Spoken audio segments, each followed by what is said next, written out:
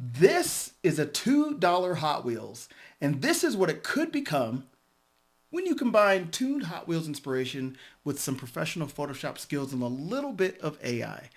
I've been creating automotive artwork for about 5 years, designing custom liveries, and today I want to show you exactly how to transform your car photos into amazing tuned versions of your car that you can wear, hang on the wall, or turn into any other custom merch for your ride.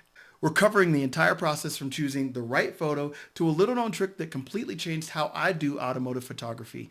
So here we go. My first thought was that AI could probably just do all of this and skip the Photoshop thing. And so I took a photo of a Hakone Edition GR86 and also plugged in a photo of a Hot Wheels tuned version with the artwork. And then I gave it a simple prompt. Hey, I'd like to take a photo of my car and create a cartoon version that looks like the artwork from the Hot Wheels tune line. I asked it if it could do it. And well... Headlights, monsieur, headlights! What now? It didn't really give me exactly what I wanted. So I thought maybe I'd refine the prompt. Not bad, but I don't want the car to have eyes. I'd like the proportions to be like the tuned car, but I want the car to still keep some of the realism.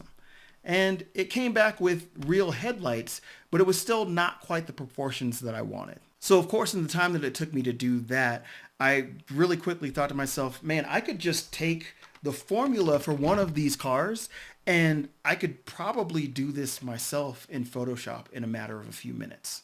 The first thing that I want is a reference. So I'm just going to take my camera right here on my phone, and I think just take a couple of these from one of the tuned collections, and we'll just prop these up right here against my monitor. Yeah, we'll do the Porsche. And we'll just take a nice reference photo. This doesn't have to take a whole lot of time, but I just want to analyze what the Hot Wheels designers and artists have done, because I really feel like they've captured this kind of cartoon version in a really nice way. So like the angles are really extreme in the way that the leading lines are coming off. And so if you imagine like a vanishing point would be out here, they've really extremed how these lines are coming out. They've got this intersection here of where these two vanishing points combine to really make this cartoon version of the car work. All of these details are things that ChatGPT really didn't pick up on when it designed its artwork. And this is where you as a designer or photographer or even just the owner of the car can make something very unique, but also very stylized in the way that this is going to be approached. Now, of course, the second thing that we need is a photo of a car to do this too. I'm still working on getting my own personal, super cool, rare Japanese car. So, I mean, maybe subscribe to the channel and the channel will be able to fund that at some point. But the great part about the internet is that you can find photos of cool cars all over the place. I just typed in an S13 Sylvia and I just want to find a cool looking photo of one that looks pretty nice. Now, what I want you to pay attention to is the angle that the car is at. So we do want to get a car that's going to be at like a front 3/4 view, something that's where the car is not in motion, so that way the wheels are stationary. And preferably, because we want to get this angle from the tuned artwork inspiration, you want to be able to see some of the hood. You want to be able to see the full side, but then the top, we're going to actually skew this angle so that it matches the leading lines that we have here in the photo. Quick download to my hard drive, and now you can open this up in Photoshop, of course. Now it's all downhill from here. First step, we need to cut this car out. I'm going to make a copy of this background image. I'm going to grab my object selection tool and make sure that my drop down up here is set to the cloud. This is going to get a much better selection. And then I'm simply going to select subject. Photoshop's AI will go through its thing and it should pretty much select the car. It's actually done a great job at doing this. I'm going to zoom in just a little bit just to make sure that we've got everything. We did miss this mirror over here. I'm actually not too worried about that. And it missed a little bit of the wing back here. So I'm just going to refine this edge just a little bit. I'm going to get my lasso tool, just hit the L key. I'm going to hold down the shift key. I'm just going to drag my mouse right along where that wing is and make sure that we have everything selected there in the back. Now, the other way that you could do this, of course, is to use the pen tool. I don't think we need to be that precise with this one because we're just going to turn this into a cartoon after the fact. And now we can simply just copy and paste the car from within this photo.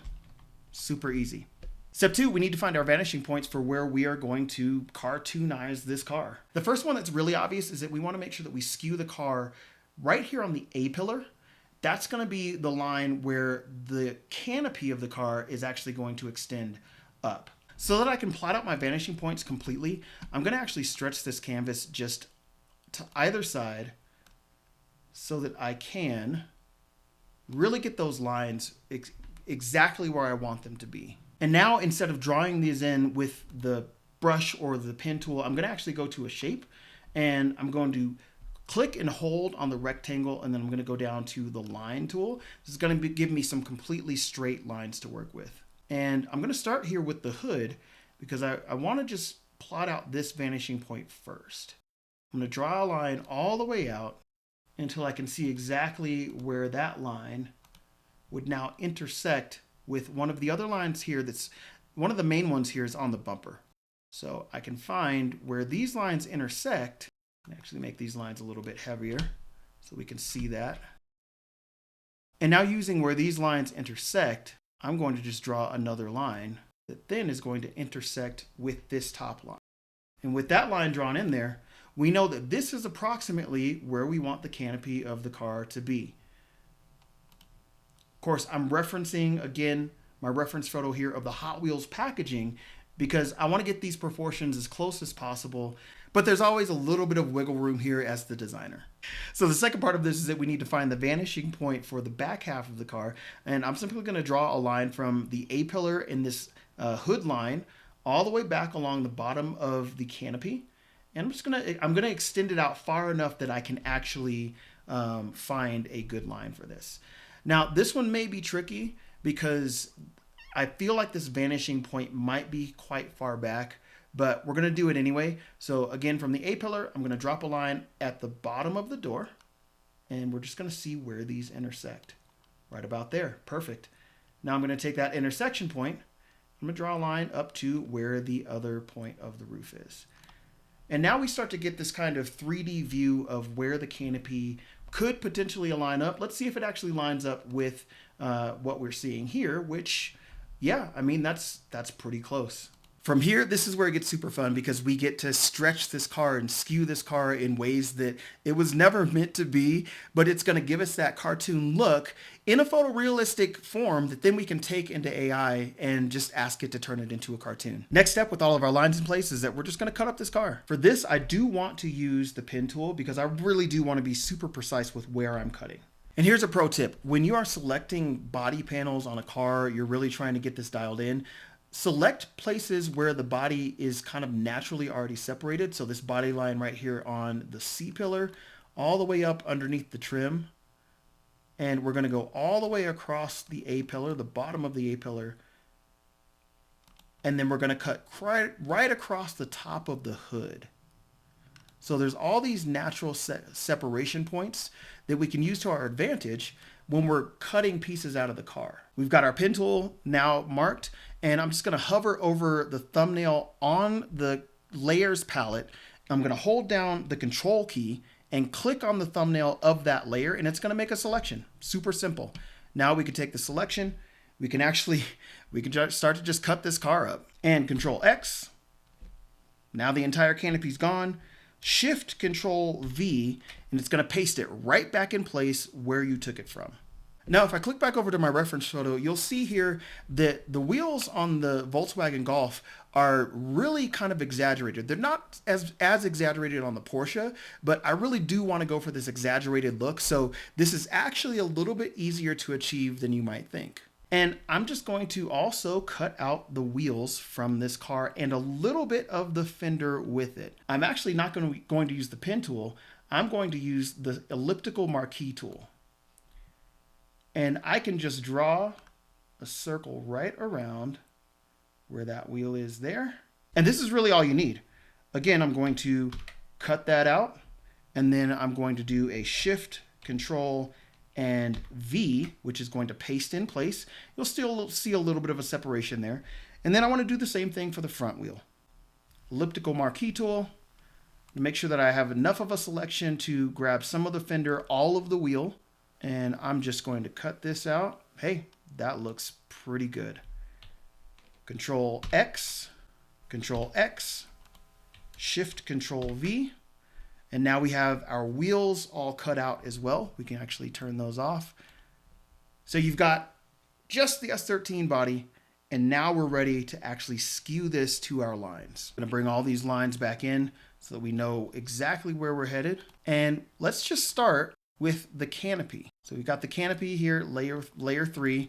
Sign of a pro, always label your layers. I'm going to do Control T, which is transform, and then I'm going to hold the Control key down. I'm going to hover my mouse over one of these anchor points, and then I should be able to just lift this whole thing up and stretch it. So what you saw there is that the angle is actually a little bit too extreme to do this in one piece. So this is pretty easy. Again, we're just going to cut this at a logical point, and the most logical place to cut this is right along the A-pillar.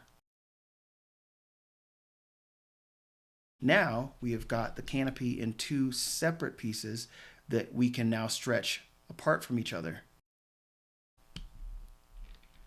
And I'm going to stretch this up to the line right in there, maybe not so vertical. And now when I stretch this bottom corner back down, it will actually just meet back up with the car. Put that right in there. And then to hide this a little bit, I'm actually going to move the front windshield behind the hood line so that we have that nice crisp edge. Now, fun part, we're going to take the second part of the canopy, and now we get to stretch this up. And I think we might end up losing the rest of this roof just because when I stretch this up, I really want to be able to make this line a little bit more exaggerated. But let's see what happens now when we stretch the back of the body down. Actually, that's getting it just about right there. We'll stretch this down right to where the C-pillar would already be coming down. You see those bridge seats in there that are getting stretched as well. You will want to be careful with any kind of name brand stuff if you're going to upload this to, say, like a Teespring or something to create a shirt out of it. Name brands like Brid, even to some extent Nissan or Silvia, the little badges, we'll want to Photoshop those out just so you don't get any kind of weird like copyright stuff. Usually you avoid it with older cars, but just something to be aware of. But with that, this is looking actually pretty clean. I am going to do a layer mask over here, and I'm just going to clean up where this wing, little piece of the wing that we cut off, is being stretched, and it's being stretched kind of in a strange way, so I'm just going to take my brush tool. All we have to do is add the wheels back in. You notice here, again, the wheels they look small now proportionally because we've made the canopy so big. But because we just cut them out with a piece of the fender, we can really just grab these. I'm going to hit Control T, which is my transform. We can make these slightly larger, which you'll notice when the color shifts, it makes the fender look like it's been kind of wide bodied. And we could do the same treatment with this where I hold down the Control key, go to an anchor point, and then we can actually just kind of skew this a little bit to really give it that cartoon feel, make it look kind of flare it out, make it look a little bit stanced out.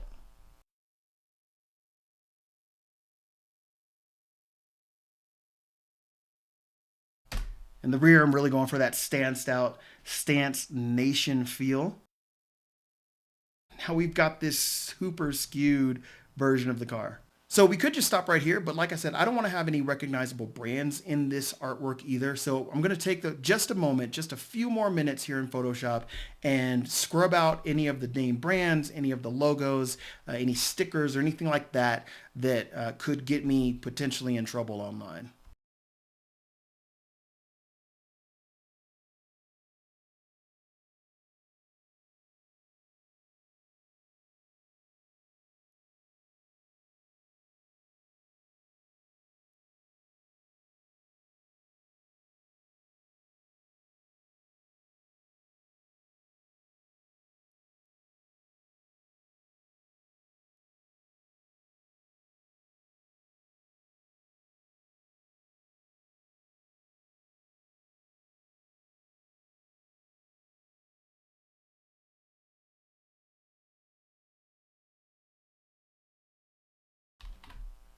Yeah, that's sick. Now, if we stop here, we've got a pretty close match to what we see when we look at the Porsche artwork, where it really does look like just a skewed version of the photo. But I really want to swap this out and do more of what we see with like the Supra and the Golf to make it look like it was drawn artwork. Now we just need to turn this into a cartoon. You would think that you could just take all of these layers, bind them together, select the entire thing, and then hit generative fill and say turn into a cartoon.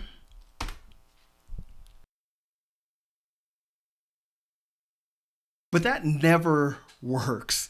It just creates a weird cartoon of something. One of the easiest things you can do is learn about the filter gallery. The filter gallery kind of calls back to old school Photoshop, but this is a place where you can really dial in some different effects that you can't really get anywhere else. And this is one of those kind of secrets that I think a lot of new designers have forgotten about. Filter gallery is the way to go. So here in the filter gallery, what you'll notice is that we can dial this back to see the whole picture, but it gives us these different options to make different effects on our photo. And so you can go everything from palette knife, plastic wrap. The smudge stick is a really good one to make it look like some sort of artwork, as well as you can do like watercolor. Poster edges is going to be a really good one for this. And when I do poster edges for a cartoon look, really what I want to do is I want to slam the edge thickness all the way up. So I want to make sure that all the black edges are really, really black. The edge intensity, you can kind of bring that up as well, just to give it almost that like initial D comic book style art. And then the posterization, you want to put this at a spot where the colors are mixed but not photorealistic. I find somewhere like around a 4, especially for this one, looks pretty good. And I'm just going to hit OK. And you'll see we start to get these kind of artwork looking lines to the photo. Now it really exaggerates a lot of what's happening here. So sometimes I'll take these layers that come from the filter gallery and I'll actually do them as like an overlay layer on top of the photo layer. And what it's going to do is it's going to bring out some of the realism, especially in the wheels and the lights, but it's going to dial back the photo look of some of these other areas like the paint. And then usually the last thing that I'll do, I'll take the entire thing and I will just do an outline or a stroke right around the edge. We'll do an outside stroke in black. That's going to be kind of rough unless you make it thick enough. If I want to take this even further, I can take both of these layers, again, make a single layer, go up to filter, camera raw. It'll open up a brand new window. And this is where we can really kind of start to dial in exposure, a little bit more or less contrast. And depending on which way you go, it can actually shift it back and forth almost from the photo to the cartoon version right there in camera raw. So you don't want to push it too far, but I do want to brighten up some of this, the highlights, brighten up some of the shadow area. And I really want the whites to be white on this one. And if you bring the texture all the way down, it's going to mute some of those details that you would get as a photo, but it's going to make it look more like someone drew this. And one of my favorite parts about doing this all in Photoshop is that the images are super high resolution. So now when I take it to something like a Teespring, I can simply hit Start Creating. It's going to open up their Creator Studio. I can just click on any of these. So we will do classic crew neck t-shirt. We can add our image. We can add some text.